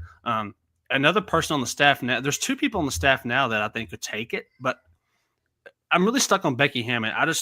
It's a culture thing. It's a change. It'd be something different, something new. You don't see it. We haven't seen a WNBA championship coach make that jump. We haven't. She left San Antonio to go to the Aces. Pop said, "Go take that job. You deserve it." And I don't think he wanted her to leave deep down, but he knew the opportunity, and obviously it worked out well for her. But you also have Brent Brown on that coaching staff. He's been there for a while. He was at San Antonio, left the Sixers, as y'all know. Then he's back in San Antonio. You also have Mike Brown. He did great in Cleveland. He's had a stint in LA. They're both on that staff. So there's multiple coaches I think that would fit well. But I think that I don't know, man. I like this Becky Hammond thing. It's really intriguing because I really believe she would win one in the NBA as well. I think she can be that type of coach. I do believe it. Well, we will see. Hey, guys, we will actually timestamp this, and a year from now, if Becky Hammond is on the sidelines for the San Antonio Spurs, then I'm going to go ahead and ask Dustin for the winning lottery numbers too, because I mean that's a pretty impressive pick you got there, sir. I know it's crazy. It is crazy, and me and Derek thought he agreed with me. He brought it up as well. He thinks that she has a really good chance, and obviously, San Antonio's picks, who knows what they're going to be. I hate saying this for y'all, but I hope. Yeah, Matt, I got to tell you what. Listen to this. He sits here and he says, "I hope you guys lose more." So I hope y'all keep losing because it helps us out. It does. Like San Antonio has the opportunity, if depending on where Atlanta finishes and with their own pick, because the pick's going to get worse. They're not winning games right now. A lot of that, I don't even want to get into that, but it's not. I don't think it's necessarily personnel. I think it's just coaching. Mitch Johnson's just not it for me. Nothing against him. I think he's a good, young, up and coming, could be head coach one day. But just the more Atlanta loses, it's better for us. And could you imagine if San Antonio gets 2 top 10 picks? That would be Atlanta, though. This draft class is loaded. I don't think that's going to happen. No, Atlanta, they'll play their way into Atlanta will do what Atlanta does best, and they'll do just enough. They'll play their one. But even if they were to do a play-in, let's say they make it to 500, if it's still a good pick because it could still be a top 10, 15 pick. It's not lottery protected, is it? Lottery is only 14. I don't know if it's lottery protected. I'm not sure. Which trade was this? This was for the This was the DeJounte Murray. DeJounte Murray trade. It was the DeJounte Murray trade, yeah. Which I want him to come back, to be honest with you. So we've actually talked about him on the show, Dustin. Players, who have his type of injury, they have a hard time in general ever returning to form. But people who are specifically for basketball, it's not. I'm not saying it doesn't happen, but it's a very, very hard chance to ever come back and be, a formidable player again for the NBA because there's always that risk. I mean, you do have those rare anomalies. Kobe Bryant, he tore his Achilles. He was Kobe Bryant. Of course, Kobe Bryant also had done a lot in his career as it was up until that point, and then he tore his Achilles. But there are those few exceptions that happen. But a player like DeJounte Murray, his level of play, his aggressiveness, and that kind of stuff, it's going to be pretty hard for New Orleans to get back the type of player he was just a couple of years ago in Atlanta, where him and Trae Young were, let's see who can score 40 points the first and the fastest kind of thing. and he did great things all around. And I feel bad for him. He's a well-liked player in the league. Not so much here in the city of Atlanta. He had his followings, basically, which every player has their followings, but DeJounte Murray in particular, he had his followings, and that's fine. But do I think he's going to be when he comes back? Is he going to be like a 30-10 or a 35-5, whatever, something like that? No, I don't think he's going to. I think the days of him scoring in the 30s are gone. I think maybe you're going to get a 20-point game, which is still good, yes. But I think that would be the max. Would be like a 20 to 25 point per game kind of level scoring. I think with DeJounte Murray, he when you look at him, his frame, he's like a LaMelo. He's big, tall, lanky. He's stocky though too. He's a little stockier than that, but he was a great defender before this injury. He could run the point. But with someone like him and where he has in his career, I think he should make that switch to that shooting guard position to be able to play. Because I knew when he went to Atlanta, I was obviously upset because I wanted to keep him in San Antonio because they drafted Jones. Nah, he was okay. I mean, he ain't there now, but obviously because we have Darren Fox, right? So of course I knew still that deal was stupid on the other teams. They literally gave up nothing for him, pretty much. But I mean, DeJounte Murray needs to. He can come back, of course. Achilles is hard in any sport. It don't matter what it is. Achilles isn't Achilles injury, but he is young, so he ain't Aaron Rodgers out here at 40 tearing his Achilles, right? But as long as he has the right medical staff, he has the good surgeon, does rehab well, he can come back. But see, I never saw DeJounte Murray as a 30-10 guy. And on San Antonio, he was their best player. He didn't even he did that, but it's because he was their best player. And nothing knocking on him. I think he's a phenomenal player. He can start in this league still after this injury.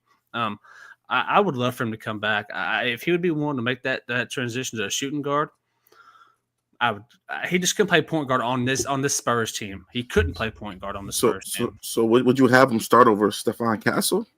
No, see, I would. What about putting him as a 6-9? No, see, Stephon Castle is he's a beast, man.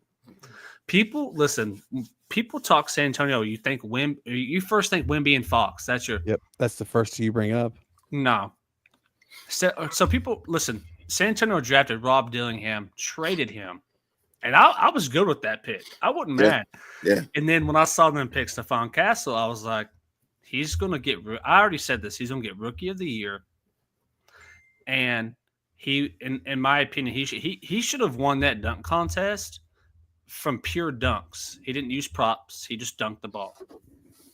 Again, I know it's All-Star Weekend, whatever, but Stephon Castle is going to be one of the next greatest up-and-coming shooting guards in the NBA. He's technically listed as a point guard, but he's going to become a shooting guard and start. I think it should be starting now.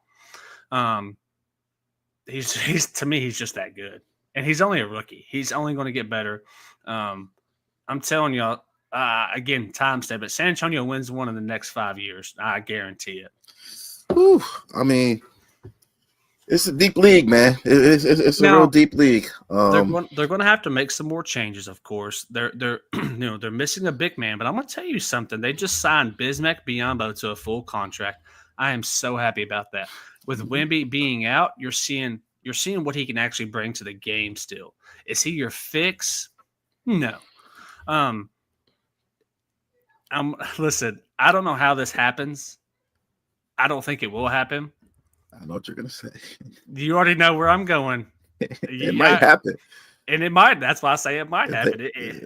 if San Antonio gets their hands on Cooper Flag, there you go. I knew it was coming. Yeah. God, so predictable. And it can happen. It can happen. It absolutely, and leave it to the Atlanta Hawks also to give them that opportunity too, by giving them that pick and watch it be the one that that'll be the San Antonio pick. That'll be the San Antonio. Pick right. It would be this. It would be the lottery pick, is what it would be. It would be. Watch them get it, and this would be the year Atlanta goes. I wouldn't be surprised, man. Quite possibly, probably one of the luckiest teams in NBA history. To have Cooper Flag and Victor Wembanyama on the same team. David Robinson gets hurt. Oh, gee. Oh, man. Just Tim Duncan just falls into their lap. Oh, gee. Who's Tim Duncan? Nobody knew who Tim Duncan was from Wake Forest, you know? Yeah. Everybody was on Keith Van Horn that year. Everybody was on Keith Van Horn that year. I wasn't. I severely prayed Atlanta would have Tim Duncan fall in their laps that year. I prayed he was just going to be magically fall into the Atlanta Hawks. They were going to Lenny Wilkins was going to have Tim Duncan on his bench, and he was going to lead Atlanta to the promised land. And Michael Jordan was finally going to get dethroned. No, it's the Atlanta again, though.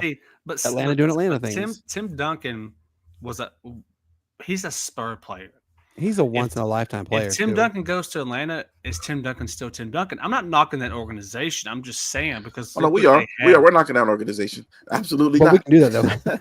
No, I'm being serious. So like that's what I keep telling everybody. Like I had an argument with somebody on Facebook, or someone asked me a question the other day. In the Spurs group is what do you think about KD coming to San Antonio? And I said my exact words were hell no. And I said, and he's like, well, why? I said, because our young core, we're not giving up our young core for a 36-year-old Kevin Durant. Yes, he can score the ball, but he can't win with the stars he has now in Phoenix, right? Why do I don't want Kevin Durant. I just don't want him. Keep him. I have nothing against Kevin Durant. He's a Texas Longhorn. I love my Longhorns, but if we were to get a Kevin Durant, we would literally give up Stephon Castle easily. You're probably giving up De'Aaron Fox too. Got to make the salaries match. That's what I'm saying. So I will take my chances with this young core we have now over Kevin Durant, who has maybe a good 2 to 3 years left in him. And let's just be real here, man. You can kind of see flashes of it this year. At some point, Wembanyama is going to be the best player in the league, the most unstoppable player in the league once he starts getting muscle and was learning the game. He was before the injury. He had a lock for defensive player of the year. That was locked. All NBA second or third team was locked. I mean, the kids give you a 25, 12, and he's shooting jump shots too, which is crazy. He's step back jumpers, step back threes. He's doing it all, man, and he just alters the game by himself. That's why I'm sure they would have been a playing team, and he probably would have made it as a 7th or 8th seed. But I bet you no team wanted to see Wemby for 4 games straight. I promise you that. Nobody. I'm telling you, and he's only in year 2, and look, he could have. He could have won Defensive Player of the Year last year. I truly believe that. Wemby is going to be one of the best to ever play this game when it's all said and done. I'm telling you, because he put on 20 pounds this year and he looked good. Imagine he's going to do an extra long off season. Mm-hmm. He's going to put on another 20 or 30. He's going to be a Giannis, but can shoot 1,000 times better. I'm telling you, he's going to be a beast. He has a shot.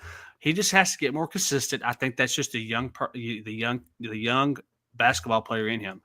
Him and De'Aaron Fox and Stephon Castle and potentially Cooper Flag. Man, call it, man. I'm calling it, man. Just give it to me. I swear to God, if the Spurs get Cooper Flag, it's Spurs get the first pick in the draft. I'm gonna be mad if the Spurs get Ace Bailey. To be honest with you, man. Even if they got the 3rd pick and got Ace Bailey, I know they're not gonna draft Dylan Harper because they have Castle and they have a log jam kind of. Ace Bailey is he the kid from Rutgers? Yeah, the 6'10" kid from Rutgers, man. That offensive wizard already at his age.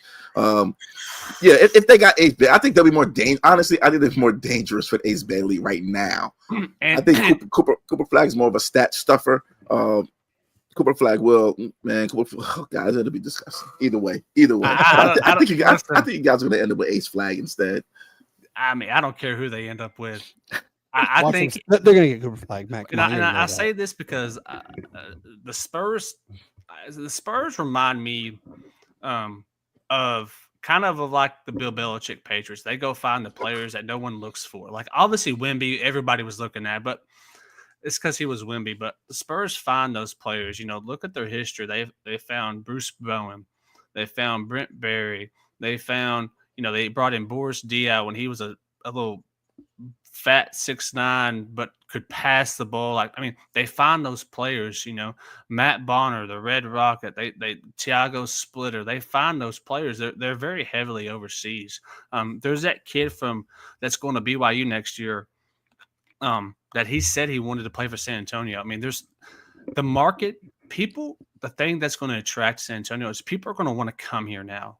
It's a rarity. People don't ever want to come here like before Wemby, because Wemby wanted to come here. I've seen pictures and videos of him from he was little. He had a Tony Parker jersey on. He was destined to be a Spur. Now, they got lucky with that pick. I'm not going to disagree with that. That was a thrown in their lap, and obviously we knew what was going to happen with it. But they find the players, man. And like before Wemby, LaMarcus Aldridge was the next player since then that wanted to be in San Antonio. That's why he came here. So the league, I'm hearing a lot of rumors that Naz Reid wants to be in San Antonio once he's a free agent. I'm telling you, like the league is San Antonio is coming back on the map. It seems like it's been a long time, but it's been 11 years now since they've won one. It's been 5 years now they haven't made the playoffs, but their time's coming, and I'm excited for it. I'm super excited for it, man. Trae Young, you can go ahead and come over here too if you want. No. Matt and already had this discussion. Dustin, you and I had this discussion too the other night. 2 more years, and that's it. Then you guys can have Trae, because that's what's going to happen. He's going to leave. Because why, Matt? Why is Trae going to leave again? Because they're not going to get him anybody of an all-star level caliber to play with. And I can give him. I'm going to quote Matt on this one, okay, Dustin. They're going to get Matt's favorite player, Mr. Rondell Walker, the 25th pick of the 97th round of the 3rd grade league. That's who they're going to get to replace Trae Young, because that's what Atlanta does. And why? Because the name Rondell Walker looks pretty. Yeah, let's draft Luka and give him away for Trae and Cam Reddish. Okay. I could tell you right now though, Trae Young's a phenomenal player, and that's the problem is you can only take so much when you can't blame it all on the team. It's team ownership game. Look, we had the old owners. They were trash, but at least they cared enough to try. These owners, Matt, and I don't know if you've seen the video. There are fans that are, and they're at the tunnel. They're yelling at the owner, "Get into the luxury tax!" And he shrugs his shoulders, like, "I don't know how to do that." Like, what are you doing? Does Grant Hill, is he still even a part of that, of the ownership investment crew, Matt, or did he just say, you know what, no, and leave? Like, what's going on with that? I think he's still part of it. I'm not sure. I think he's still part of it, but I think he's kind of just. I'm part of it, but I'm. The Homer Simpson meme, he backs into the bushes. Walks to the bushes. Yeah, man, that's kind of what. But I bet you when they start winning, though, Grant Hill will come out. Yeah, he'll be like, I was here the whole time. The NBA is in a position it's never been in. There's literally, in my opinion, nobody is safe on a team, probably except for Wemby, and that's just being real. Wemby is probably the most player, or the player only, that would never get traded. Where he's at now, and I don't know, man. I'm speaking on obviously Luka. Yeah, but there you go. No, well, that's what I'm saying. People said Luka what, and then did you hear what they said? The problem was his drinking and whatnot, right? But then if you go back and look, there are so many pictures and videos of Dirk Nowitzki doing the exact thing, and he's 3 shades from the wind all the time. So there was a recent report this week that Luka had a beer before and after every game, and he smoked hookah. Okay, but hear me out. People, this is the problem with society. If I do that, or if y'all do that, there's nothing wrong with it, right? The dude is in his early 20s, so he's not allowed to live a little. I'm not saying be drunk all the time. And again, I apologize for saying this, and I just said this on our show. I watched All the Smoke with Matt Barnes and Steven Jackson. Matt Barnes blatantly said we used to smoke weed before every game. In the locker room. What's the difference? What's the difference? Exactly. I mean, I'm being serious. What's the difference? Now, is Matt Barnes Luka caliber? No. But he was a good player. Like he was a good player. I think they came up with every single excuse they could on why they got rid of him, and everybody knows why they got rid of him. And there's only one reason they got rid of him. Because that new ownership, all they care about is this. Money.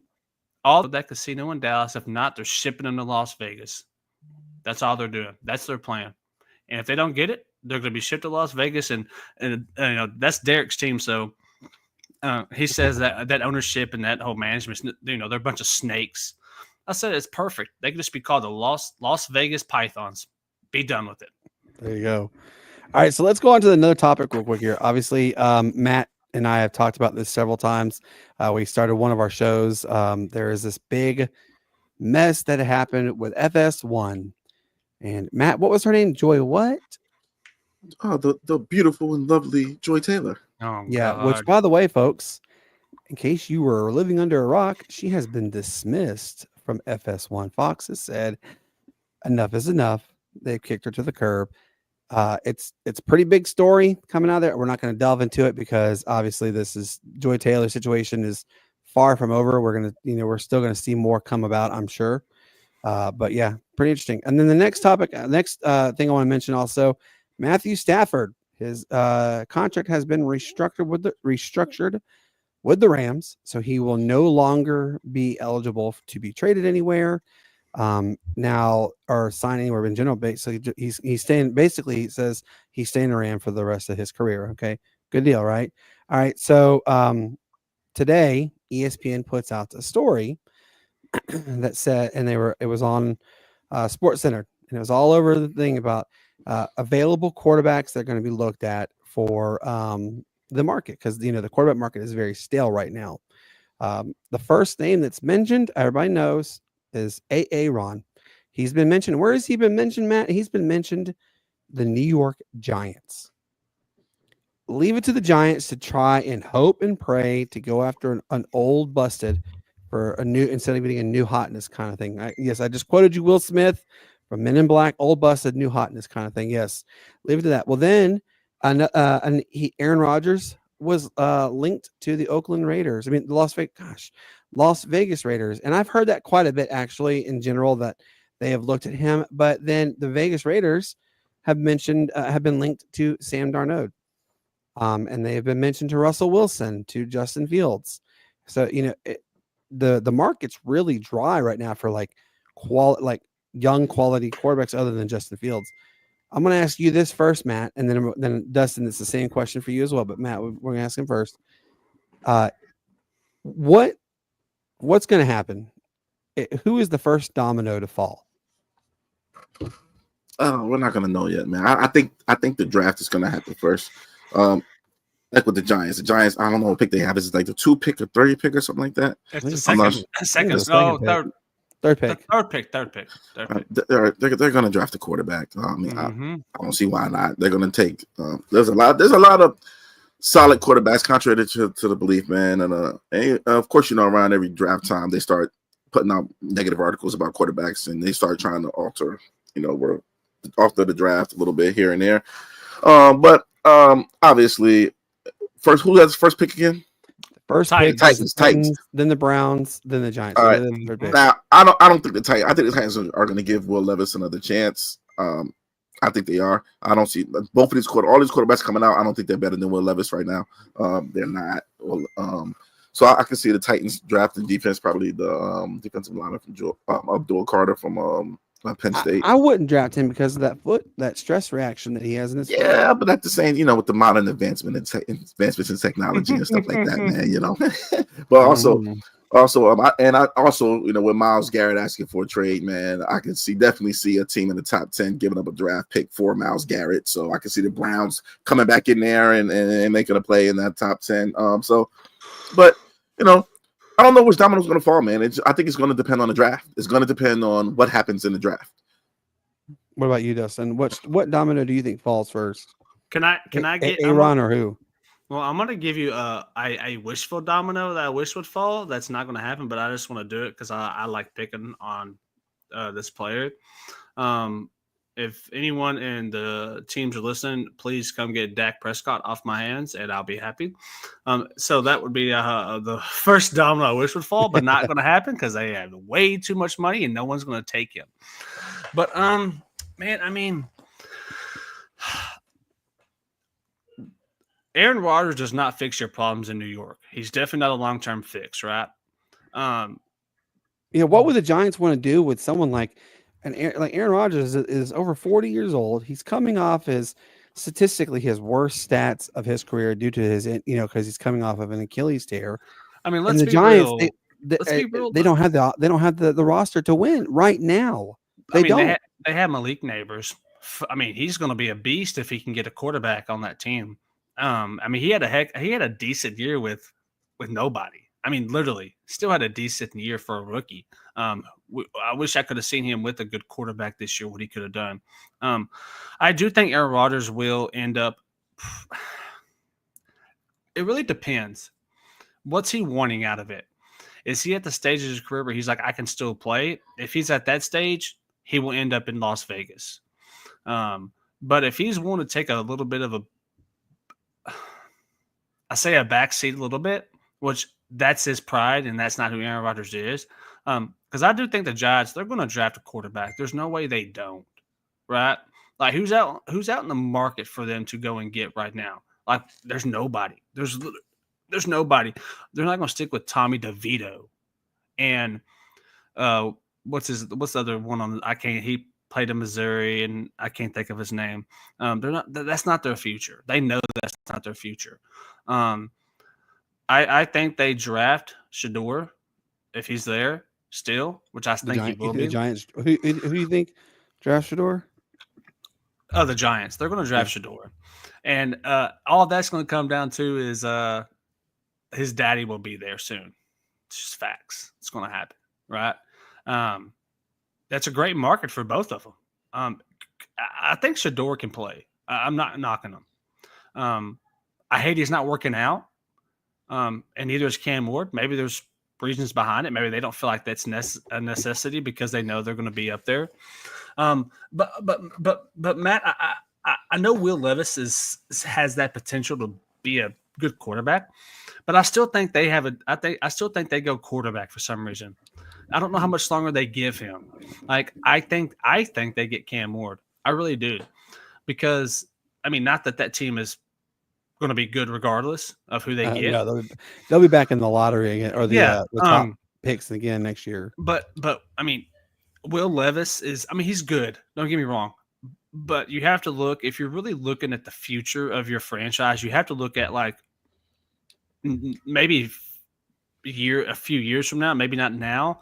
And I don't know if Will Levis is their future quarterback. Could he be a good backup quarterback in this league? I think he can. I think he still starts for them next year. Don't get me wrong. They're going to give him another shot, like you said. He's not done with the Titans. I actually think Abdul Carter goes to Cleveland because, like you said, Myles Garrett's out. Oh yeah. I think he does. But I think he goes to Cleveland. Let's look at it this way. Deshaun Watson tore his Achilles again. He's done. His career's over with. It was the biggest bust ever in trade wise for him. I mean, no. It's kind of like the other ones. Who wants to go to Cleveland and play quarterback there? They've always been a dumpster fire of an organization. I mean, look how many quarterbacks are they, Matt? It's Matt and Dustin. It's what, 30? We're at 35 now, isn't it? 35 starting quarterbacks. I believe so. So I mean, do they stay with Jameis Winston for another year and see what happens? And I mean, because you're losing Myles Garrett, you're going to lose him. He's going somewhere. He's not resigning. He doesn't want to be part of it anymore. And he's going to – I think he actually gets traded draft night. A big trade. Now does that – I mean, where he goes, I don't know. But I think they actually get Abdul Carter. I don't think they go quarterback. But I do agree with you, Matt. If they don't draft Cam, they definitely go defense for the Titans. But I think it's Cam Ward or that or they could get Abdul Carter. I do think one of those two go off the board first. I think it's Aaron Rodgers is the first domino to fall, and it will be Las Vegas or the Giants. And it really depends on what he's wanting to do next year. Is he willing to like split time with a rookie, depending on how the season goes, or is he like, nah, I want to play the whole season? If that's his mindset, he goes to the Raiders. He has to, because I mean the Giants are. If they don't get Malik Neighbors help, he's going to find somewhere else to go because he is too good to be on a team that bad. Absolutely. He's a man. I mean, could you imagine a Malik Neighbors with a Patrick Mahomes or with the Commanders? Like just I'm saying, like just somebody. They got to get him help. They got to get him someone that can get him the ball consistently, and. But there's also they need offensive line help. I mean, the Giants need a lot of help. Like, no matter who they draft, it doesn't solve their problems.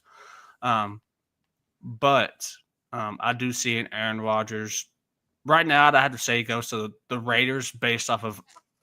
We all know who Aaron Rodgers is. He's the reason Matt Saleh got fired. We all know that they never got along. He still has some power of that tenure. I don't know, man. I mean, who else is there besides Aaron Rodgers? I mean, there's literally – I can't think of another quarterback that's – I mean, you have Justin Fields, but, I mean, if I'm the Steelers, I'm keeping him. Like, Russell Wilson – I think Russell Wilson's done. I think he's a wash-up.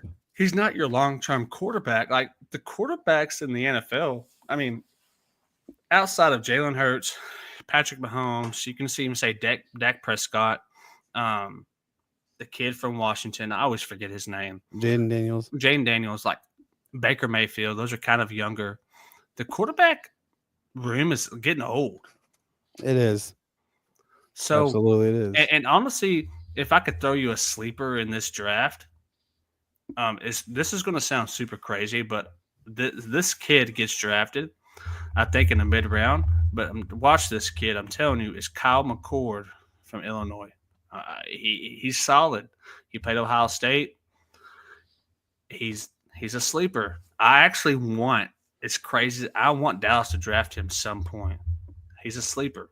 Because Cooper Rush, I think Cooper Rush is about tired of being in Dallas. Trey Lance is – I don't even know why we did that.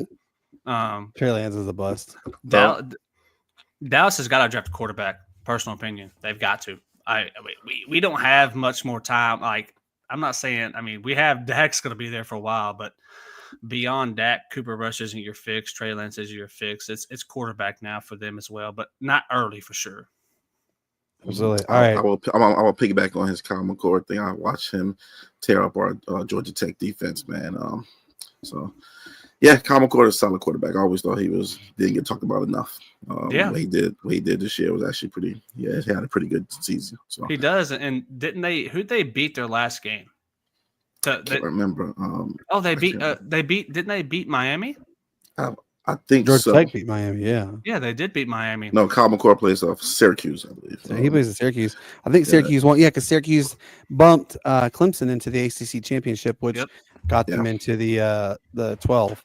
So yeah. Yep.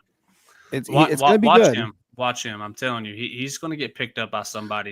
Also, he tore up our zone defense. Like he poised in the pocket, read his reads well, sat back in the pocket and just destroyed our zone defense. So speaking of Georgia Tech, I have ties to there just a hair. I love me some Haynes King, man. That's my dude, man. He's literally from up the road. That fumble killed us at the end last year, though. That fumble. That game was won. Oh, I'm telling you, man. I watched him in high school. I mean, John King, the guy that y'all had on talking about, that's his dad. He's the head coach in Longview High School. His dad's been there forever. That's where he played at. I like Haynes King, man. What he did to Georgia, I mean, literally by himself, man. That dude's a dog. I'm glad he's playing again this year. I didn't know what he was going to do. He ended up in the perfect situation in Georgia Tech. That kid's a dog, man. When you're talking about somebody that can carry a team, I mean, Literally, he carried Georgia Tech to almost upsetting Georgia. I mean, Yeah. Almost. It only counts in the hand grenades. I love some Haynes King, man. I watch him a lot. He's underrated a little bit. He's not the best. He's not the best thrower, but when it comes to running the ball, that dude is something else, man. And he did the same thing over here in Longview, man. He was a beast, and he won a state championship over here. So he's the real deal. Absolutely. All right, look, guys, we've had a really, really good show. Great time with you guys. Enjoyed every minute of it. All right, so I want to quickly just quickly address the college basketball world, Matt. You know, we support Furman all too well because Furman is the local team here in Greenville, South Carolina, and Furman is they've done phenomenal things. Well, guys, I told Matt and Hank and Shane this, and I didn't tell you this though, Dustin. And this is absolutely insane. So Furman, they play in the SoCon, Southern Conference, right? And they had to take on the hapless Citadel team that's won 5 games all year. They're like at the time they're 0-16 in conference play. They're terrible. They're absolutely terrible. So I looked at the score. It was like 28-7. Thinking this is going to be an absolute, blowout. I didn't think it was going to be this big, right? So we go out, we come back, and I look at the score, and it's 44-9, getting ready to go into half. I'm like, holy moly, y'all! At one time, Furman was up by over 50 points on the Citadel. They ended up winning 85-42. I got to give a shout out to our guy Garrett Heen. He joined the 1,000 point club. He's only the 7th Furman individual to ever do it, and he is a true Furman player. He's played his entire career at Furman, so shout out to him on that one there. And then I gotta also give a quick shout out to the University of Hawaii girls. They just unfortunately ended their 14-game winning streak. Really, really proud of them. They got to number 25 in the mid-majors rankings, but they were right now they're number 27 in the AP poll. With them losing by 10, I have a feeling they're going to fall down. But really proud of them. Keep up the good work, Rainbow Wahine, and also keep up the good work, Furman. So going to play starts next week, or a week and a half. Can't wait to see it going. Tomorrow is actually the last game of the regular season. So get on up to Spartanburg and watch them play Wofford. So have fun with that one. All right, guys, real quick, want to let you know what the schedule is coming up for the Sportz Nutz. Yes, we have been networking feverishly, and I'm really excited about this one tonight. Obviously, you guys knew we had the offensive line coach for the UFL's DC Defenders on the Cody Krill. Really good guy. Actually, really enjoyed having him on. You could tell he was a little nervous, but he did really, really good. I was really excited to have him on. So on this Tuesday, guys, we have Michael Antonellis. You're asking, who is Michael Antonellis? Well, I'm so happy you asked. He is the play-by-play announcer caller for the AAA affiliate Boston Red Sox, the Worcester Red Sox.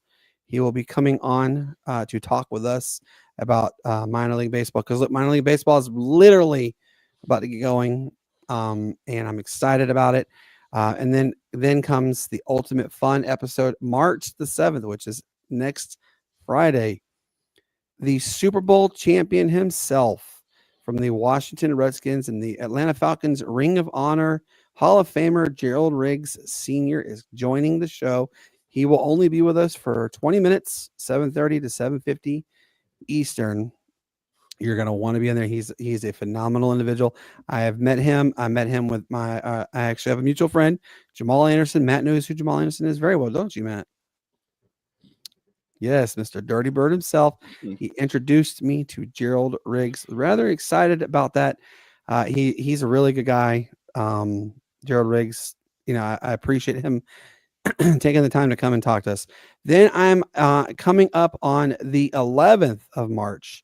We have head coach Eric Gibson of Interlaken High School. He is the head football coach. He's also played in the arena football. He very good guy, very nice guy to talk with. He is actually watching. So Eric, shout out to you.